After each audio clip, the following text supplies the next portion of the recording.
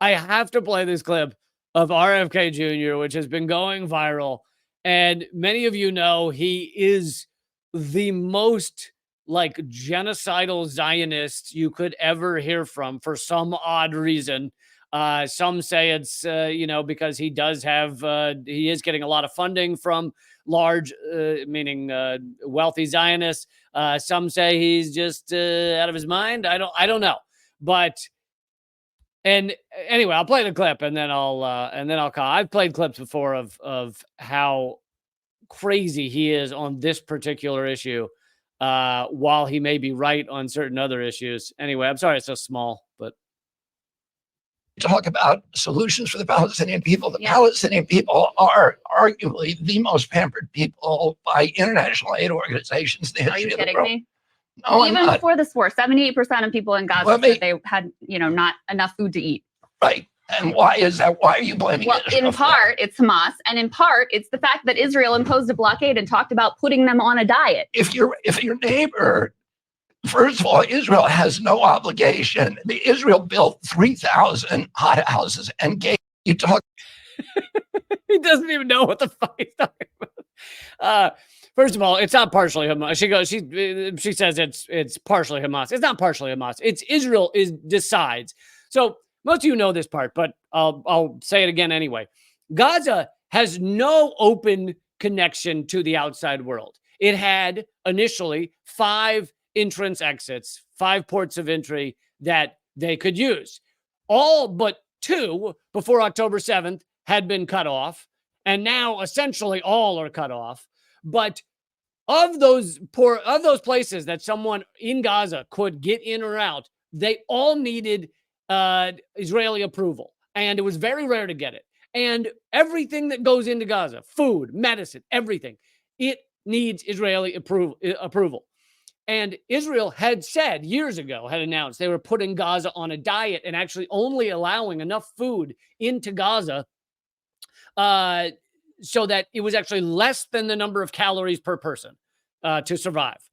So they were trying to make people semi-starved was their goal.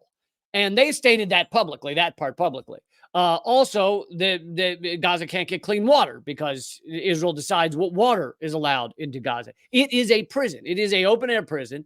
And here is RFK Jr. trying to claim they're the most coddled people on earth.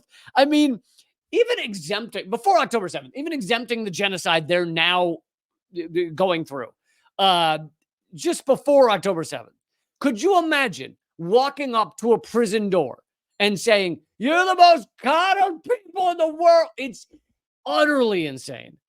And there's only 2 options of why he would say these things. One is he genuinely believes them, okay? He genuinely believes these things. And if that's the case, then it erases anything else he may say that you agree with.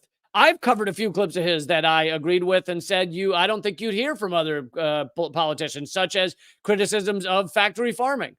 But it delegitimizes everything else he says, because if he believes this garbage that he's spewing, then it shows he'll believe anything. He apparently will just fall for, I don't know, any garbage that's handed to him. So that's option 1. Option 2 is that he knows he's lying, he knows it's bullshit, and he's just doing it because either he's getting funded or he thinks he needs to do this to win the election. But the problem is, if it's option 2, it still means you cannot trust anything else he's saying, because if someone will just stand for whatever is easy to, you'll give me money? Great. Okay, I'll say that then. And I know that's what we believe most of our politicians are, but the reason people liked him is they viewed him as different. They were like, oh, this guy is different than the others. This is insanely the same.